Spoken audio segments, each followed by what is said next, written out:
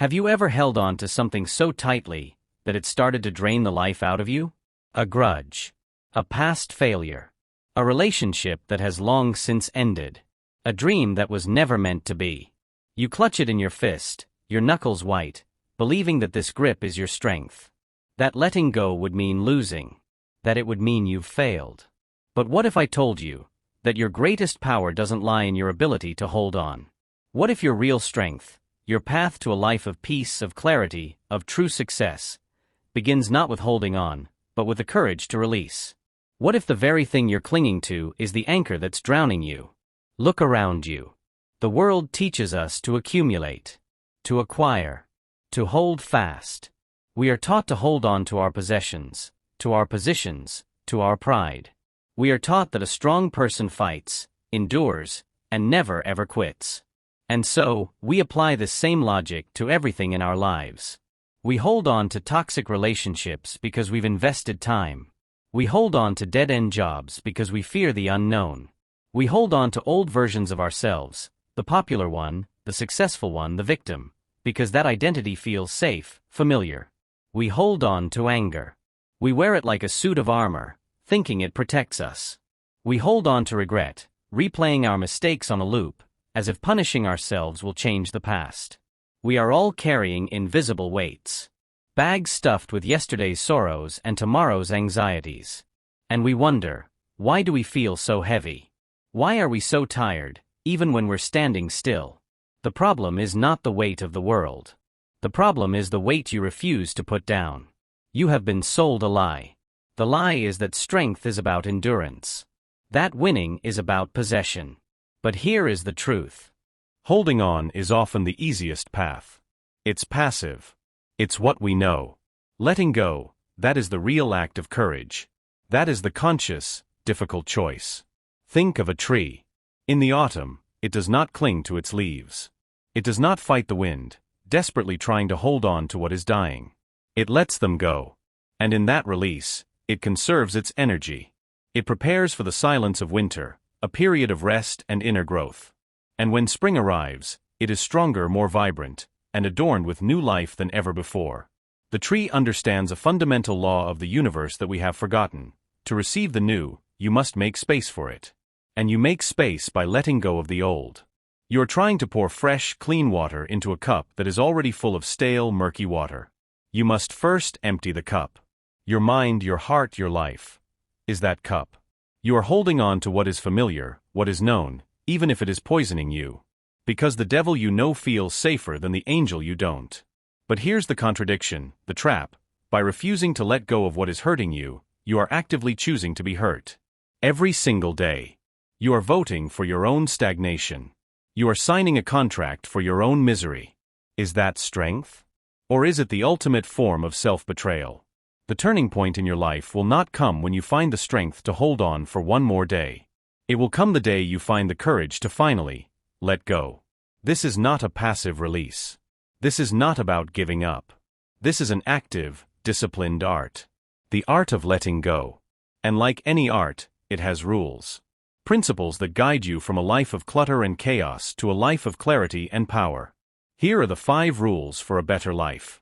The past is not a fact. It is a story. A story you tell yourself. And right now, you are allowing that story to be your warden. You tell yourself the story of your failures. I failed that time, so I am a failure. You tell yourself the story of your heartbreaks. I was betrayed, so I cannot trust. You are taking a single event, a single chapter, and you are letting it define the entire book of your life. But the past is over. It is gone. The only place it exists is in your memory. And your memory is not a perfect recording. It is a biased narrator, colored by your emotions, your regrets, your shame. You must understand this. Holding on to the past is like trying to drive a car by staring relentlessly into the rearview mirror. You will crash. You will miss the road ahead. You will be consumed by what is behind you, while life speeds on without you. The past is a place of reference, not a place of residence. So, how do you let it go? You don't erase it. You reframe it. That failure was not proof of your inadequacy. It was a lesson in what doesn't work. That heartbreak was not proof you are unlovable. It was a lesson in what you truly need and deserve. That mistake was not a life sentence. It was a single exam in the long university of your life. Take the lesson. Extract the wisdom. Thank the experience for what it taught you. And then consciously, deliberately, close the book on that chapter. You are not the same person you were then. You have grown. You have learned. Stop allowing a ghost to haunt the house of your present. Rewrite the story. Tell yourself, that was then. This is who I am now. And that past event does not get a vote in my future. You want to control everything. The outcome of your projects. The opinions of other people. The flow of traffic. The weather of your own emotions. You have this idea that if you just worry enough, plan enough, manipulate enough, you can force life to bend to your will. And how is that working for you? It's exhausting you, isn't it? Because it's a battle you cannot win. You are a single leaf trying to command the direction of the entire wind. The need for control is born from fear. Fear of the unknown. Fear of failure. Fear of looking foolish. It is the ego's desperate attempt to create safety in a world that is inherently uncertain. But here is the secret. True power is not found in controlling the uncontrollable. True power is found in your response to it. Think of a sailor. He cannot control the wind. He cannot command the waves. If he tries, he will be broken against the rocks. His skill, his power, lies in his ability to adjust the sails. To use the wind, whatever direction it comes from, to propel him forward. To navigate the waves, not to stop them. Your life is that ocean. Let go of the illusion of control. You cannot control the market, but you can control your skills and your effort. You cannot control what your friend says about you, but you can control your integrity and how you react. You cannot control a sudden loss, but you can control your resilience and your capacity to find meaning in the pain. Shift your focus from controlling the external events to mastering your internal state. That is the only domain where you have true, sovereign power. Surrender the need to command the wind, and learn instead to become a master of the sails. There is a prison that has no walls, no bars, no guards. Yet, millions of people live their entire lives inside it. This prison is built from the opinions, the expectations, and the judgments of other people. You dress for a job you don't like, to buy things you don't need, to impress people you don't even respect. You silence your ideas because you're afraid they'll sound foolish. You abandon your dreams because someone once told you they were unrealistic. You have handed over the remote control of your life to a committee of strangers, acquaintances, and even enemies. And you are living your life on their channel. Why? Why does their opinion matter more than your own? What is the source of this power you have given them? It stems from a primitive, tribal need to belong, to be accepted. We are hardwired to fear exile. But in the modern world, this fear has become a tyrant that prevents you from becoming your true self. You must realize, what other people think of you is none of your business. It is their reality, their projection, their story. It has nothing to do with you. Trying to manage their opinion is like trying to manage the weather, a futile energy-draining exercise. The people who mind don't matter, and the people who matter don't mind. The goal is not to become immune to what others think. That is impossible. The goal is to value your own opinion of yourself so highly that there becomes background noise. Let go of the need for universal approval. It is a form of self-abandonment. The most respected people in history were not the most liked. They were the ones who had the courage to be themselves, unapologetically. Break the invisible bar of the cage. The door is not locked. It was never locked. You just believed it was. How many relationships have you damaged because you had to be right? How much peace have you sacrificed on the altar of winning an argument? Your ego confuses being right with being worthy. It tells you that if you admit you are wrong, you are weak. If you lose the argument, you lose your value. So you fight. You defend positions that you don't even fully believe in anymore. You collect evidence against your loved ones. You turn conversations into battlegrounds. And for what? A momentary, hollow victory that leaves a trail of resentment in its wake. Ask yourself this: would you rather be right, or would you rather be happy? Would you rather win the argument, or would you rather win the relationship? The need to be right is a form of intellectual arrogance. It closes your mind. It prevents you from learning, from growing, from seeing a perspective that might be broader and wiser than your own. Letting go of the need to be right is not admitting you are stupid. It is proclaiming that you are wise enough to know that you don't know everything. It is an act of humility that actually increases your strength. Practice saying these words. You know what? I see it differently, but I understand your point. Or, I hadn't thought of it that way. Thank you for showing me. Or even, I was wrong. Watch what happens. The tension dissolves. The connection deepens. You are no longer a warrior on a battlefield. You are a partner in a conversation. You free up immense mental energy that was once wasted on defending your fragile ego. Redirect that energy towards understanding, towards creation, towards building something meaningful. Let go of the crown of being right. It's a crown that is heavy rusted, and no one else is impressed by it anyway. You have a perfect image in your mind. The perfect body. The perfect business launch. The perfect romantic partner.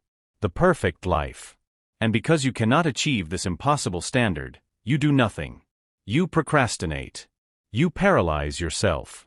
You wait for the right time, the right idea, the right moment that never comes. Perfectionism is not a pursuit of excellence. It is a fear of failure disguised as a virtue. It is the ego's way of protecting you from judgment, both from others and from yourself. If you never truly try, you can never truly fail, right? But you are failing. You are failing to start. You are failing to put your work into the world. You are failing to live your life. Look at nature. Is any tree perfectly symmetrical? Is any mountain perfectly smooth? Is the ocean perfectly calm? No. Their beauty, their power, lies in their imperfections, their uniqueness, their raw, untamed character. Your life is meant to be lived, not curated. Adopt the mindset of progress over perfection. Done is better than perfect. A messy start is infinitely more valuable than a perfect plan that never leaves the notebook. The first version of every great invention was flawed. The first draft of every great novel was terrible. The first performance of every great artist was awkward. They all shared one thing: they began. They embraced the mess. They shipped their work. And then they improved it, iteration by iteration, failure by failure. Let go of the masterpiece and embrace the draft. Let go of the flawless performance and embrace the honest effort. Your imperfections are not your flaws, they are your fingerprints. They are what make you you. Stop waiting for perfection. It is a mirage. Start building with what you have, from where you are. The world needs your authentic, imperfect contribution, not the phantom of a perfect one that never arrives. So now you know the 5 rules. You have the map. But a map is useless if you do not take the first step. This is not just philosophy. This is a call to action. This is the moment where you move from being a listener to being a practitioner. I want you to take one thing. Just one. Right now in your mind. Identify one grudge you are holding. One past mistake you are replaying. One person's opinion you are enslaved to. One situation you are trying to control. One project you have been perfecting into oblivion. Look at it. Hold it in your mind's eye. And now, I want you to make a conscious, deliberate choice. The choice to release it. You don't have to know how. You just have to decide. The how will follow the why. And your why is a better life. A freer life. A more powerful life. This will not be a one-time event. This is a new way of living. Every day, you will find new things to release. Old habits will creep back in. The ego will fight for its control. It will feel uncomfortable, even frightening. That is how you know it's working. Growth always feels unfamiliar at first. Start small. Forgive a small slight today. Let go of a minor frustration in traffic. Share an idea that isn't fully polished. Each small release is a rep, a muscle you are building. The muscle of letting go. And as you build this muscle, you will feel lighter. You will have more energy. Your mind will become clearer. Opportunities you were too blinded by your own baggage to see will suddenly appear. Because you have created space for them. The power of letting go is not a passive surrender to life. It is an active choice to flow with life. It is the ultimate act of trust. Trust in yourself, trust in the process, trust that by releasing what is not meant for you, you are making room for what is. So I leave you with this one question, a question to carry with you long after this video ends. What is the one weight you are carrying that if you had the courage to set it down today, would completely change the trajectory of your tomorrow? The power to answer that question is already in your hands.